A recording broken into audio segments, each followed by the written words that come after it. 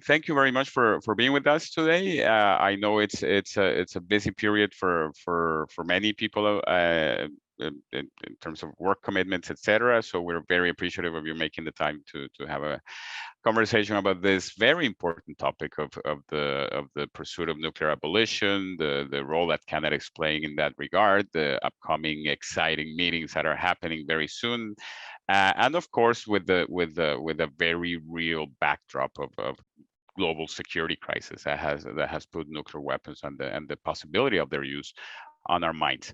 So we are very grateful and for your presence, and we're very much looking forward to having a conversation, to hearing, to getting your thoughts, not just having a unilateral sort of a transfer of information, but really to have a very conversational style interactive session today.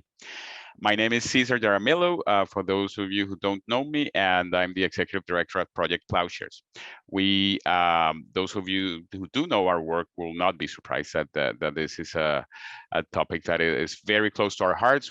This is part of our DNA at Project Ploughshares. For decades, we have been following nuclear disarmament, nuclear related efforts, and the pursuit of nuclear abolition, with a particular focus on the role that Canada is playing, but also following multilateral processes. And in this context, we wanted to put together a series of workshops aimed at really enhancing the general understanding of this field of this pursuit of this file of this program, um, and to situate it in the context of 2022. You know, what's happening, what are the fault lines, what are some of the key efforts, what are some of the Canada's positions historically and going forward. And key point of reference for us is the Treaty on the Prohibition of Nuclear Weapons, which will hold its first meeting of states parties this year, and we will speak in greater detail about this. But in this general context, we thought it was timely and appropriate to put together a series of workshops to have a discussion on these issues. This is the first of a workshop series, and this is intentionally happening before the first meeting of states parties to the Treaty on the Prohibition of Nuclear Weapons, which will happen later this month in just a few days in Vienna. And we do plan to hold subsequent two other workshops after the first meeting of states parties of the Treaty on the Prohibition of Nuclear Weapons, to take stock of the discussions there, and to take stock of the decisions and the sort of prospects for progress beyond the first meeting of states parties, and also in a subsequent workshop to look very closely at Canada. To look very closely at Canada's opportunities for action, Canada's engagement with not just the TPNW meeting, but other key meetings that are coming up, and hopefully collectively come together with some recommendations for the Canadian government in terms of possible paths forward and how it can act. We are very grateful to the Shantz Mennonite Church Bequest Fund. This is a local church that has enabled us to put together this series of workshops, and I'm grateful for two reasons. I mean, on the one hand, of course, for enabling these workshops and enabling us to sort of act a little bit as table setters and convene people who are interested in this file, even though you may not follow it on a day-to-day basis, but to sort of respond to that interest that we know exists out there. But I'm also very grateful that a local church would take an interest in this matter, whether irrespective of whether it's Project Ploughshares conducting this series of workshops. I think this is a very it's fascinating, really, to see a local church take interest on a global matter. And then we've all heard from the local to the global, but it's very true. And part of the premise in organizing these conversations around nuclear disarmament relates precisely to that this is everybody's business, that this is not just a matter for specialists, that this is not just a matter for people who do this for a living, so to speak, but that much like climate change, environmental degradation, and things that are top of mind for many people, whether or not they focus specifically on those areas, nuclear disarmament and the pursuit of, excuse me, of nuclear abolition is rightly one of those issues, one of those existential issues that should demand the attention of the general public, whether or not you're following this closely on a daily basis. So, and part of the rationale for doing this work is that we believe that if a nuclear abolition is ever to be a reality, there must be not just the required political will, the required processes, the required sort of specific measures for getting rid of the actual weapons, but there must be public support for nuclear abolition. And this is a critical part of it. So we're hoping that through information, through facts, through advocacy, outreach, etc., the general public in Canada and beyond, we have partners doing similar work elsewhere, will be better informed of what's at stake, why it's important, the gravity of the threat, the urgency of finding effective solutions and crafting effective solutions, and the importance, in our case, of Canada assuming a decisive leading role on the path towards nuclear abolition. So once again, we're grateful to Shantz Mennonite Church Bequest Fund for their support, and we're grateful to all of you. So you should be able to see my shared screen. So the workshop, the workshop series is on Canada and the abolition of nuclear weapons, and today is once again the first in a series of workshops, some of which will happen after the TPNW. The intent is to have an informal conversation, a very frank conversation.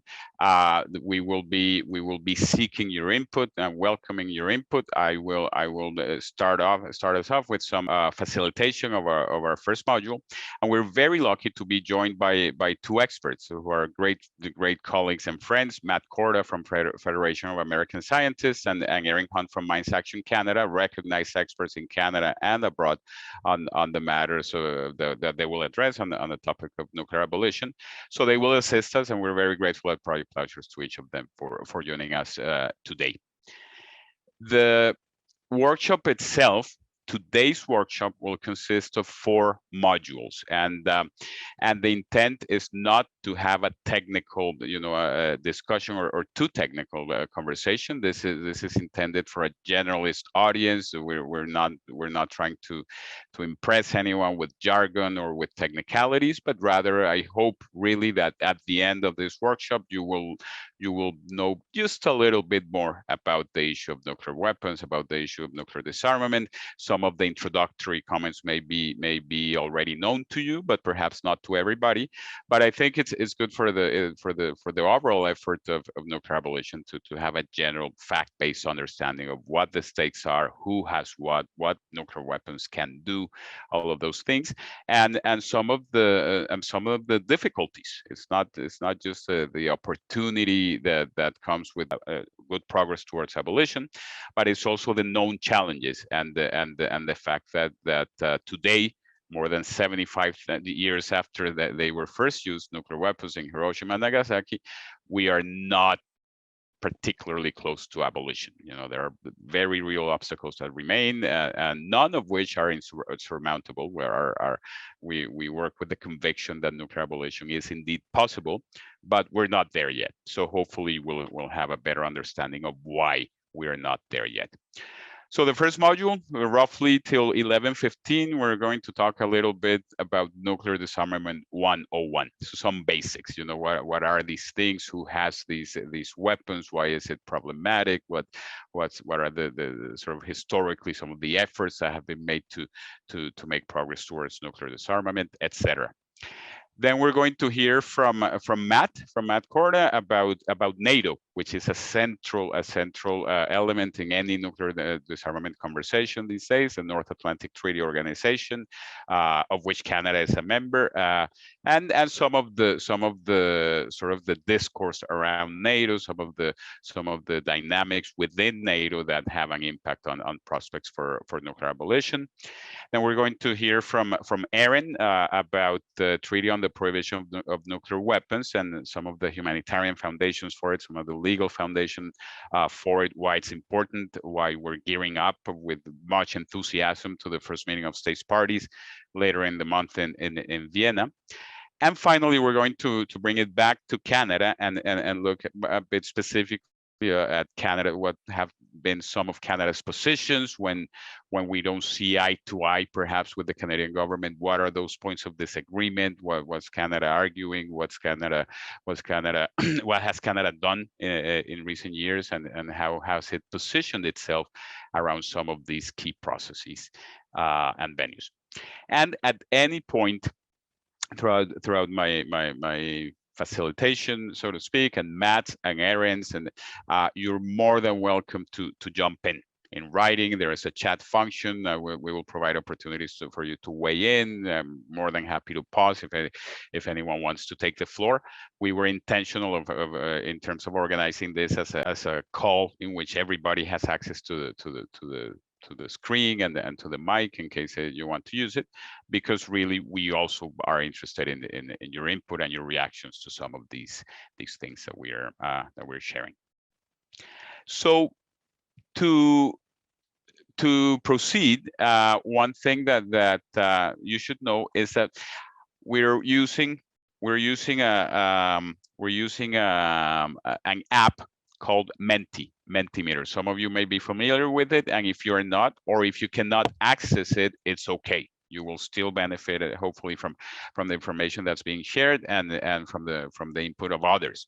But if you do have another device, a second device in front of you, I would ask you to please go. It's very straightforward. Go to menti.com. And I see that some people have already successfully joined.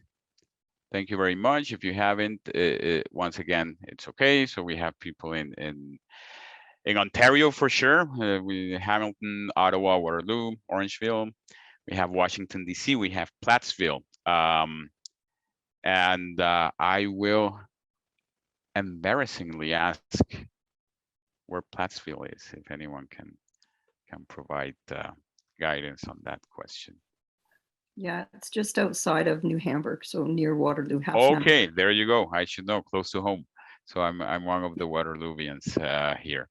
So thank you very much. And this slide, of course, doesn't relate directly to the topic of our discussions, but it's in order to get you familiar with the Menti software. So let us proceed.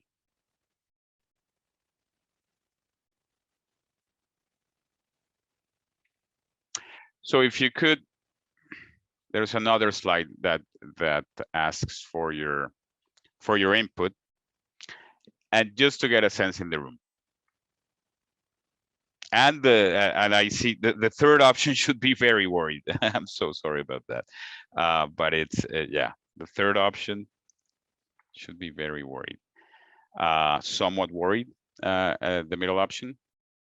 Okay, so there's clearly a concern about nuclear weapons, and something I usually say when I'm engaged in these types of conversations is we don't intend to be alarmists, and we mean that is not the case to be alarmists, but there is a very real, there's a clear and present threat that nuclear weapons might be used, and we're going to look at those risks a bit more specifically, but the concern is not unwarranted, and you are not alone. I mean, there's a sense of anxiety about that very possibility. It's not new, but the Ukraine crisis, among other potential flashpoints, really has brought it to the fore. And if there can be a silver lining to a crisis such as the Ukraine crisis, is that it has put the nuclear threat on a lot of people's minds, and hopefully that in turn could steer the international community towards a greater engagement in measures to avoid this a scenario where nuclear weapons might be used. So some basics about nuclear weapons, and it really is a weapon like no other. This is the most devastating instrument of mass destruction ever conceived, and when people say that it poses an existential threat, that is an entirely accurate description. And I mentioned earlier climate change and environmental degradation, and that would be the only comparable threat that actually, not just in terms of potential for destruction, but could actually alter the course of human civilization. I mean, and nuclear weapons, which is an entirely man-made threat or human-made threat, is one of those. existential problems that really could alter the course of civilization. And there's a lot of work that has been done, including recently, in the context of the TPNW, providing a fact-based scientific foundation for this assessment. That is, it is a catastrophic weapon. It would affect not only human life and the deaths and casualties, but also the ecosystem, and plants, animals, nuclear winter, the natural environment. It would truly be catastrophic. And in some scenarios, it would destroy life on Earth. And there have been instances at peaks during the Cold War, we'll say about that, when there have been sufficient enough nuclear weapons to destroy the Earth many times over, as absurd as it may sound. So it's really the most devastating instrument. Nothing comes close. So the calculations are accordingly very specific to nuclear weapons, and the urgency is very specific to nuclear weapons, the urgency of their elimination. They have only been used twice in conflict, on August 6th and August 9th, 1945, so already 76, almost 77 years ago. And the emphasis in conflict is intentional. There have been more nuclear detonations since. There have been testing of nuclear weapons, but in conflict they have only been used once, with very devastating results. And many people, most of you will be familiar with some stories about Hiroshima and Nagasaki. The estimates vary, but it's generally understood that around 150 to 200,000 people were killed. And this does not include just the initial blast, the initial detonation, but also the fallout, the radiation, the intergenerational harm, and not just physical, but also physiological, psychological, and the many scars that survivors of Hiroshima and Nagasaki carry to this day. So this was a very clear demonstration of the destructive power of nuclear weapons. As we will see as we progress, these are the ones that were used in Hiroshima and Nagasaki were quote unquote small by today's standards, and they have grown tremendously in sophistication, in accuracy, in yield, in the delivery systems that carry them, etc. So yeah, not only has the threat not gone away, but the specific instruments used for the Hiroshima and Nagasaki destruction have become more modern and thus more deadly. So it's really in a category of its own in terms of weapons, certainly different from conventional weapons, traditional guns and ammunition, and one would argue different from even from other weapons of mass destruction, such as chemical and biological weapons, which are egregious and scary in their own right, but nuclear weapons really hold the infamous pedestal, if you will, in terms of destructiveness of current weaponry. A bit of a test for those of you who are a Menti on your device, and this is just to gauge people's impressions. There is of course a right answer to this, and you seem to know it. So there are approximately 13,000 nuclear weapons. Thanks for the optimist who went with 8,000. We're at around 13,000 nuclear weapons today, and it's an unacceptably high number. There have been times at the height of the Cold War in the 80s, there were more than 60,000 nuclear weapons in existence, which is just absurd, with the United States having close to 25,000, and Russia, then the USSR having more than 30,000 nuclear weapons. Just hard to conceive these many weapons, and that's really one of the scenarios where you have more weapons that could conceivably be employed in any conflict. I mean, it's just an absurd number. But don't be fooled by the reductions. I mean, 13,000 nuclear weapons sounds like a very considerable reduction from the height, from the peak of 60,000, but it is still a very problematic number, and a lot of this responds not necessarily to a clear push or a clear move towards abolition, but to reconfigurations, modernization, budgetary alignments, etc. But there are still 13,000 nuclear weapons in existence. One fact is that 2 states hold most of these weapons, and you will not be surprised to learn that they are the United States and Russia. And we'll look at more specific figures in the next slides. So this is if you can go to Menti, there is how would you rank? I mean, if you had to guess, I mean, I gave you the first 2, although not the exact order. How would you rank these in terms of the most to the least nuclear weapons, if you had to speculate? These are the 9 states that have nuclear weapons today. Okay, good. Generally good. So I'm reconfiguring there of the relative holdings. So this is fairly accurate, not exactly accurate, and this is of course a composite of various responses. But on the first and second place, first of all, Russia has more warheads today. It's not by a lot. Russia has around 6,000. The U.S. approximately, and these are estimates, approximately 5,500. But they're, I mean, it doesn't make a meaningful strategic difference. They are both in the thousands, whereas all the other countries are in the hundreds or less or fewer.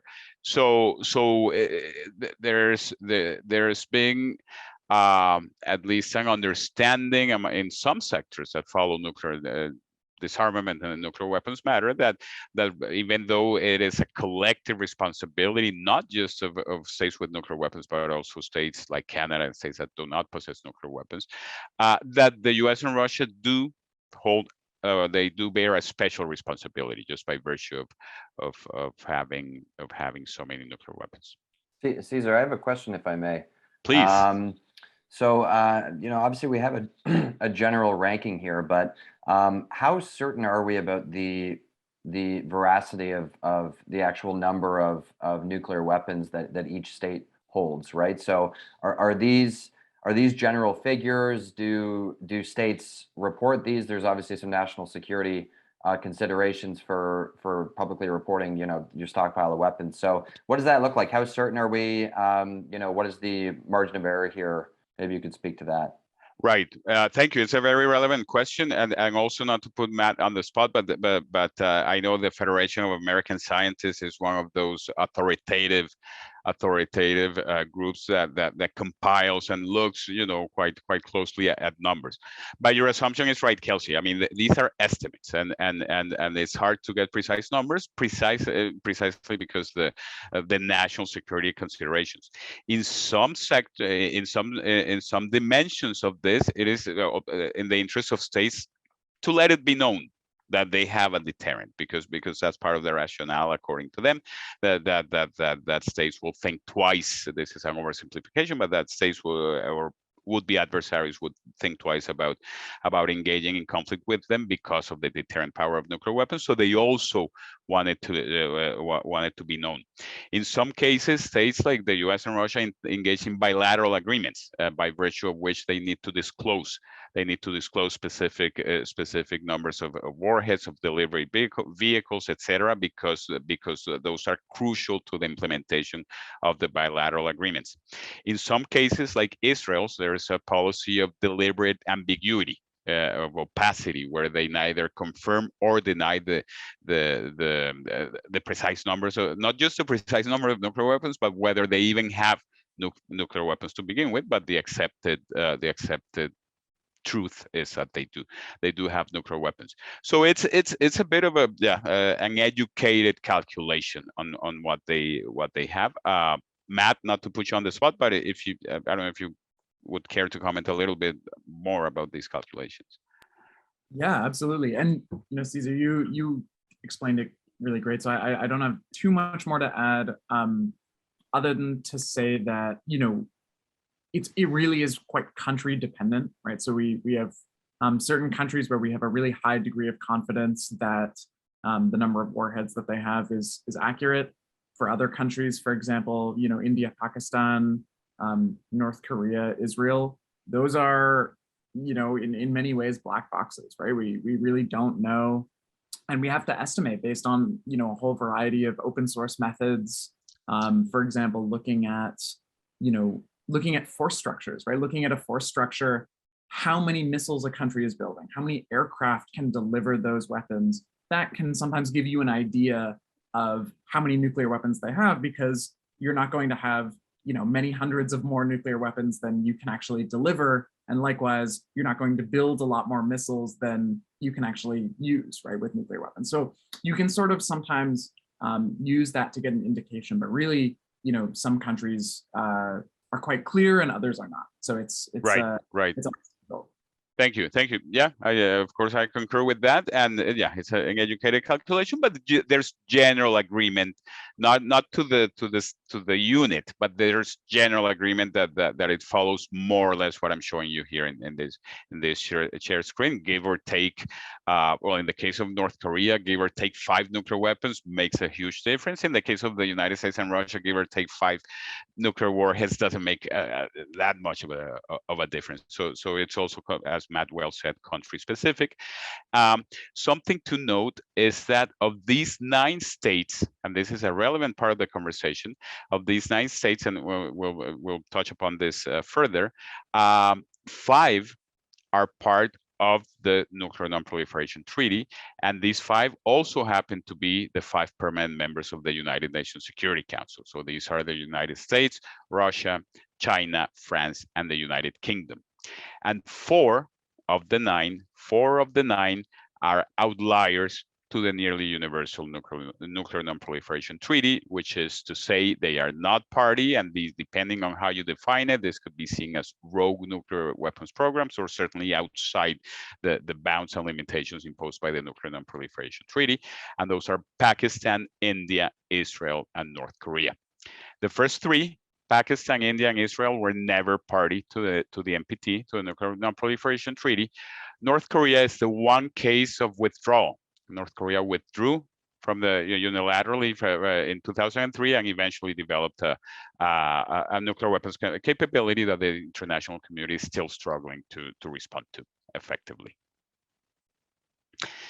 Now, we often speak of the nuclear weapons infrastructure, and this is admittedly a somewhat loose usage of the term infrastructure, because I'm not just looking at the physical infrastructure, if you will, but some of the key elements, and perhaps one could call it the ecosystem, or the sort of the key factors that provide the contours for nuclear disarmament conversations, and then for especially in the context of states that possess nuclear weapons. So we have the warheads. That is, when you look at these absolute numbers, we're talking about the warheads, the actual nuclear weapons. Some are deemed to be tactical, that is sort of shorter range, shorter yield, battlefield use, sometimes they call it, which is not a hard distinction. And some are called strategic, and these are, to oversimplify a little bit, these are the big, heavy nuclear weapons that are intended to provide a strategic deterrent, including between Russia and the United States. So absolute numbers, we talk about warheads, but nuclear weapons are only part of the equation. You only there's also the question of delivery systems, and the perfectioning of delivery systems is also an indication of progress in any given state's sort of nuclear brinkmanship, and they can reach an adversary whether right next door or across the ocean, and this makes a difference in terms of the impact, the role of nuclear weapons in security doctrines, and who the would-be adversaries might actually be. You have command control centers. This is the actual infrastructure, the personnel, the systems that are in place in case that nuclear weapons would be utilized, how does this happen, where does this happen, and who are the specific individuals, military or otherwise, that make decision. There is no cookie cutter sort of format to command and control centers. It varies from the United States to Russia and to other nuclear armed states, but they all have a nuclear command and control center. There's a question of production, which is part of this infrastructure, sort of the industrial complex that produces nuclear weapons, the non-security related incentives and disincentives that this creates. This is jobs, this is millions of dollars in procurement, this is certain, in the case of the United States, certain states that are reliant on this economic activity that once again is not necessarily tied to threat levels or to deterrence doctrine, but there's just an industrial element to the nuclear weapons conversation. There are domestic politics, of course, that may steer a certain country to be more favorable or less so towards nuclear disarmament efforts, and there are multilateral fora and mechanisms that try to move to push the nuclear disarmament agenda forward, and we'll look at what some of these are. But just to say that it's a nuclear weapons complex, if you will, or infrastructure that has various elements, and each of them is critical to determining, the position of individual states, but also the prospects for nuclear abolition. Let me pause right now and see if there are any questions from the floor, and I would encourage you to open the mic and take the floor if you have a question.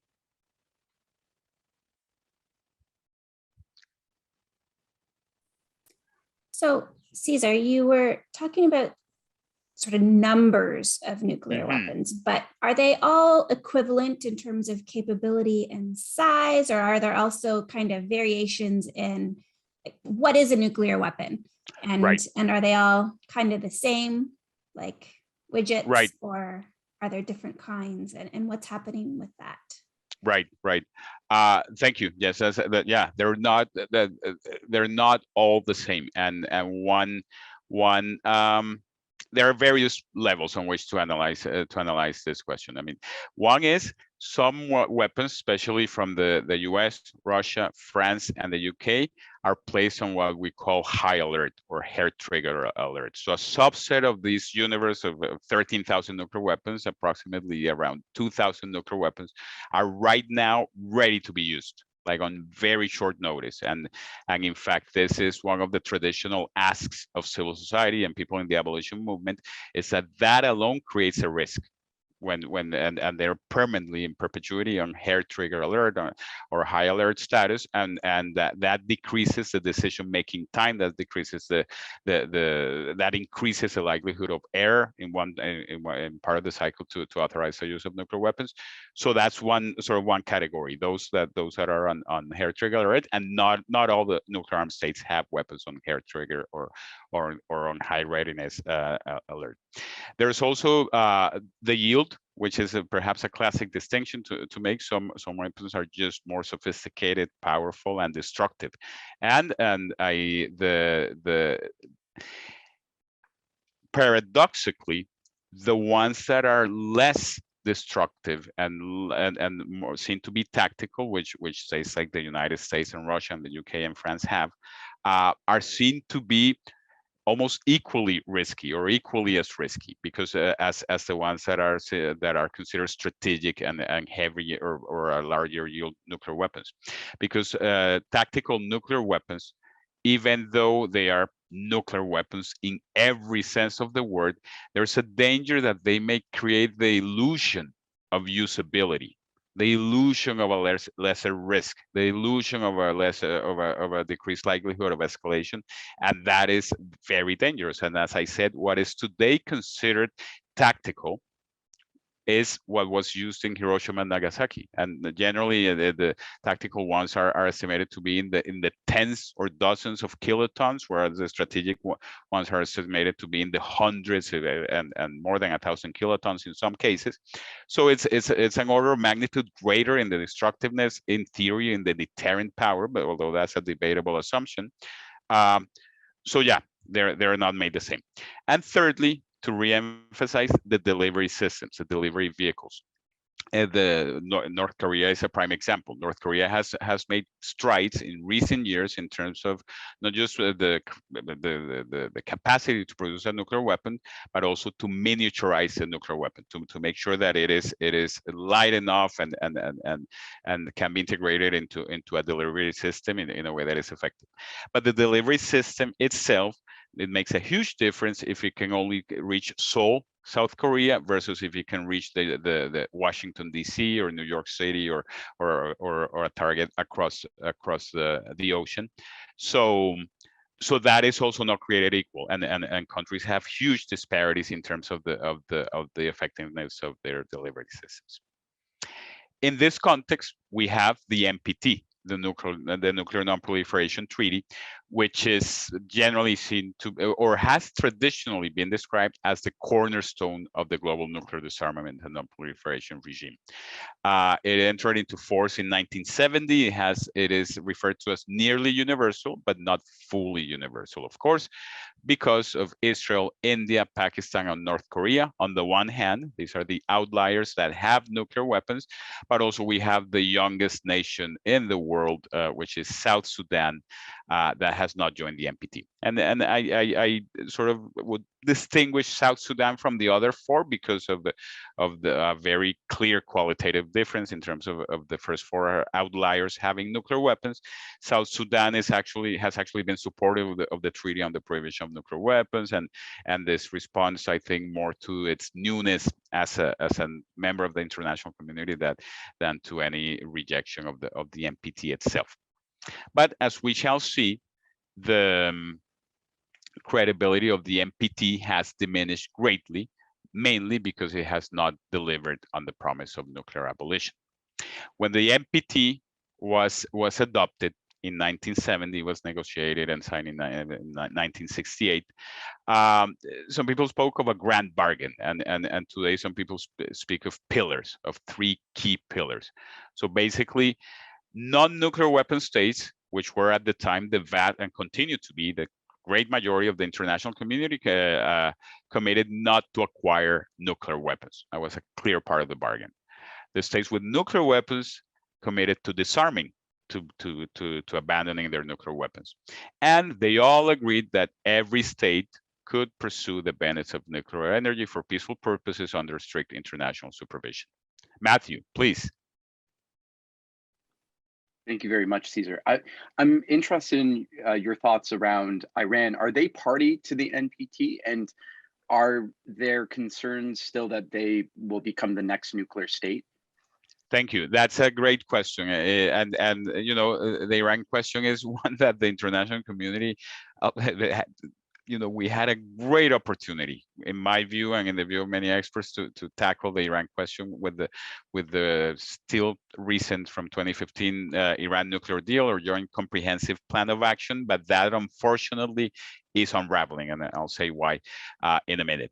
Iran has never had a nuclear weapon. That is clear, but I think there have been polls in the U.S. context where they poll public opinion: does Iran have nuclear weapon? And a vast majority believes that Iran does have a nuclear weapon.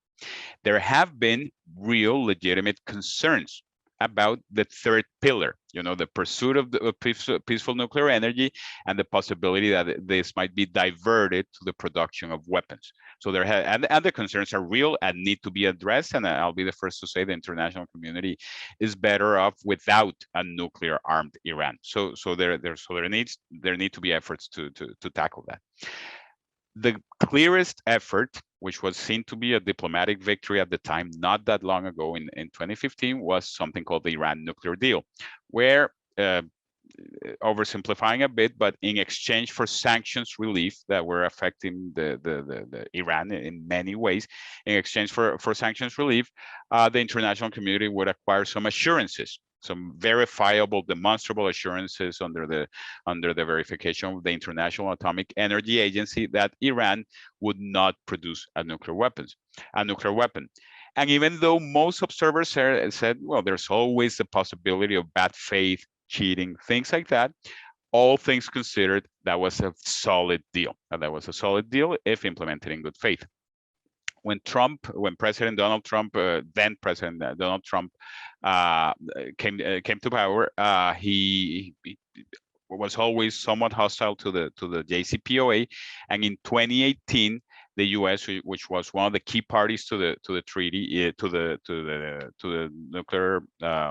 To the Iran nuclear deal, alongside Iran and some members of the European Union, unilaterally withdrew. And this set in motion a series of events that have led us to today, where Iran has walked away from compliance. That is true, but equally true, the United States set this whole thing unraveling by its unilateral withdrawal. So, Matt, to your question, it is a cause for concern. But they have never had a nuclear weapon, but there are indications that there have been efforts to acquire a nuclear weapon. If you look at the regional context, there is a long-standing effort in the international community to accomplish or to achieve a zone in the Middle East free of nuclear weapons and other weapons of mass destruction. As things stand today, the only country in the region that actually has nuclear weapons is Israel. So that's more or less what's happening there. Thank you. Thanks. So the NPT has lost credibility. It was seen to be this grand bargain, and I'm mindful of the time, but we'll wrap up soon. It was seen to be a vehicle for nuclear abolition. What's not to like? The states that don't have them commit not to acquiring them. The states that do are going to eliminate them, and everybody can use nuclear energy for medical research, for energy production, for clean energy, all sorts of things. And the nuclear energy admittedly has become controversial in its own right. But from the perspective of nuclear disarmament, there is an agreed a treaty-based agreement that it is a legitimate pursuit. The disarmament article of the NPT is Article 6, and it mandates states to pursue negotiations in good faith on effective measures relating to the cessation of the nuclear arms race at an early date, and to nuclear disarmament, and on a treaty on general and complete disarmament under strict and effective international control. So those who were hoping that this provided a clear roadmap for abolition have been disappointed over the years. And the lack of specificity, the lack of timelines, the lack of dates of this disarmament obligation have been criticized. On the other hand, the other two pillars, despite challenges such as Iran, that I will emphasize are the exception and not the rule, the NPT has held remarkably well on the other two fronts. The vast majority of the international community to this day still has not acquired nuclear weapons, and despite Iran, there is a framework in place to ensure that states can access nuclear weapons. The problem is on the disarmament side. Not only have these states not made the promise of abolition seem like a realistic prospect today, but they're investing heavily in modernization of nuclear arsenals. There are 4 new nuclear armed states, even if these are outside of the NPT. So there is a certain frustration about the poor implementation of Article 6. In 1996, the International Court of Justice, otherwise known as the World Court, they interpreted the Article 6 obligation, and they said, actually, there is an obligation, not just good faith means something. I mean, it's not a random term that was thrown in there. Good faith means something, and they said that that there is a clear and precise obligation to negotiate and bring to a conclusion nuclear disarmament negotiation. But as we know, we're we're nowhere near close, nowhere near close in the NPT regime. So the international community, in part born out of frustration and impatience, has tried, and we'll hear a bit more about this later, has tried to, okay, how do we complement the NPT? How do we make the Article 6 obligation come to life? Because there's a blatant disregard for this obligation, according to many views, from the part of the states with nuclear weapons. So the NPT has become riddled with issues, with obstacles, with hurdles. I mean, the Article 6 compliance, again, the obligation is there. It's somewhat clear, but the evidence, the historical evidence, doesn't point to compliance. There's nuclear sharing. Matt will talk a little bit about that, but the United States makes its weapons available to some states that are not officially nuclear weapon states, including on their soil in Europe. So the Netherlands, Turkey, Belgium, Germany, Italy have nuclear weapons on their territory. There's modernization programs that are, by definition, pushing the abolition goalposts further. They're extending the shelf life of nuclear warheads, delivery systems, etc. There are nuclear dependent states like Canada. We'll get to that in the last module today, that despite being officially non-nuclear weapon states, have policies and doctrines and actions that seem to be more closely aligned with their nuclear armed allies. And we have countries like India, Pakistan, Israel, and North Korea that are not even part of the regime and are 4 out of 9 states with nuclear weapons. So these are challenges that are rising in the context of NPT conversations. And the risk is real, not to be alarmist, but the risk is real. And according to one such measure, or one risk measure, which is very authoritative, coming from the very authoritative Bulletin of the Atomic Scientists in the US, we are right now at 100 seconds to midnight in the doomsday clock. The doomsday clock is, if you're not familiar, it's this metaphorical clock, and the proximity of the minute hand or the second hand to midnight is an indication of how close we are to sort of civilization wide catastrophe. And one of the key, not the only one of the key possible reasons for that relates to nuclear weapons.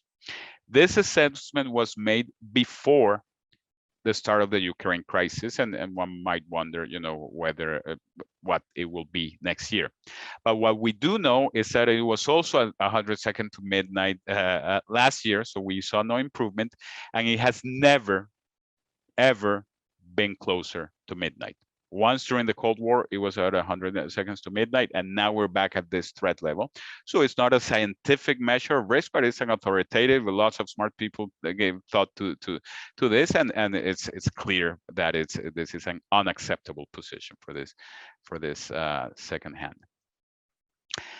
And to wrap up this module, there's a point I want to emphasize.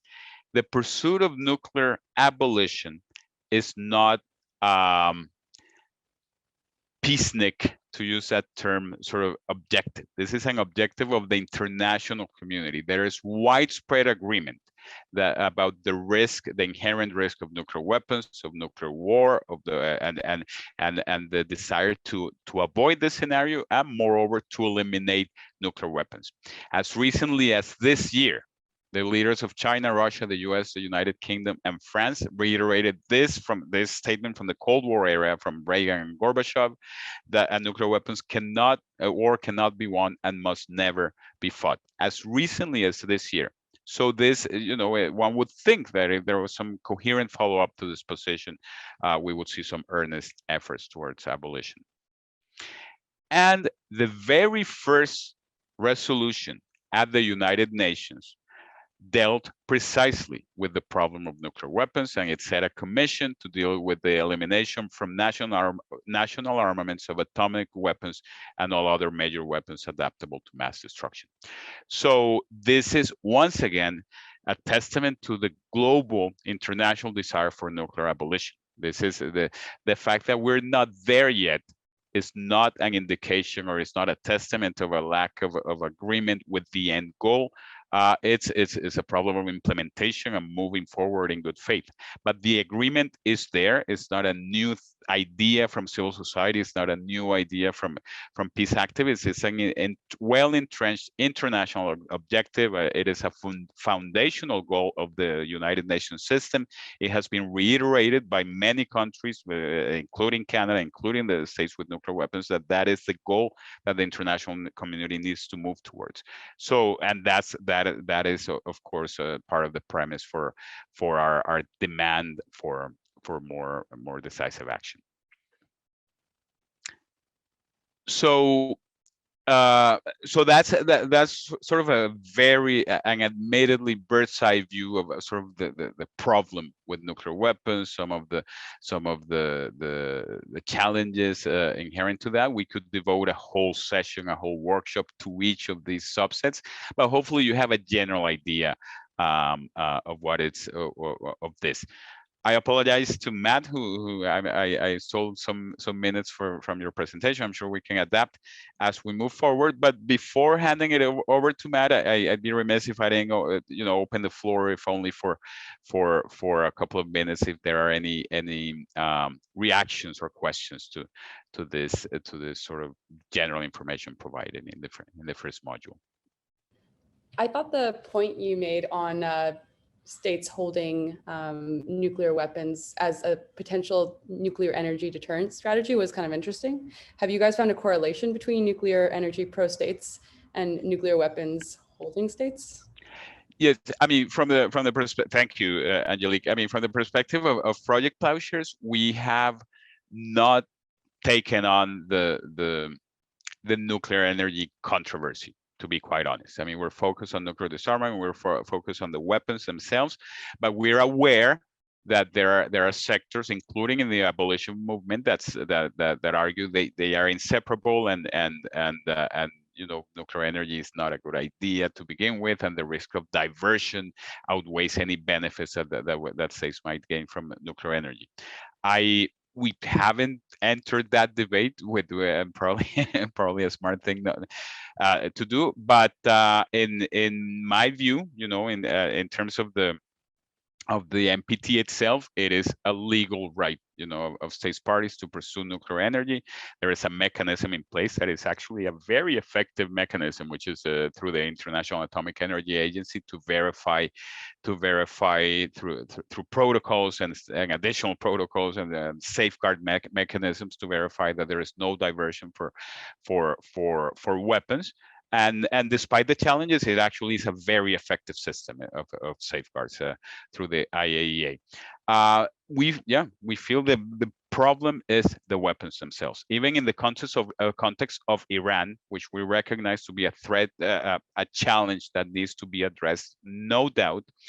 We've always argued that proliferation concerns that are valid and legitimate and need to be tackled, but they are a byproduct of the existence of nuclear weapons. I mean, the primary problem with the existence of nuclear weapons is the existence of nuclear weapons, not the likelihood that others might acquire them. These are challenges that need to be dealt with, but the fundamental problem is the existence of nuclear weapons, and the primary culprits, I would say, for this problem are the ones that today still hold nuclear weapons. This is not to insinuate, to imply that the proliferation concerns are to be dismissed, but the fundamental problem is the weapons themselves. Matt? Thank you, Cesar. I might be getting a little ahead of myself here, but are there any nuclear dependent states that have signed on to the TPNW? And sorry. No, please go ahead. Please go ahead. Well, I was just wondering, because I know Canada has not, but I'm just wondering if there are any nuclear dependent states that hold nuclear weapons and yet are seeking to be party to the ban. No, unfortunately not. When the TPNW negotiations were starting to take place, we learned, and might be familiar to some of you, of a internal NATO document, a memo of the United States specifically asking states such as Canada to boycott the negotiations, to not engage in that process, and to basically oppose it. I mean, it was a very, very clear sort of direction, one would think, and all states complied. I mean, they boycotted the negotiations. One state participated, but none has joined. Now that we're leading to the, I don't want to preempt what Erin might say, but as we're leading to the first meeting of states parties, there is at least 2 NATO members that will be there. Then those are Norway and Germany, and there was this notion that it was even being there at the meeting of states parties was somehow incompatible with NATO membership. But these 2 states, Norway and Germany, have demonstrated with facts on the ground, as they say, it's actually possible. It's a matter of political will. It's a matter of making the decision, and that is one call for Canada to be there. We're not holding our breath, but we'll hear a bit more about that. So thank you so much. I will pause there. I will pause now and turn it over to Matt Korda. Without further ado, thank you very much for your attention, and we'll continue the conversation and adjust the timing a little bit if we need to.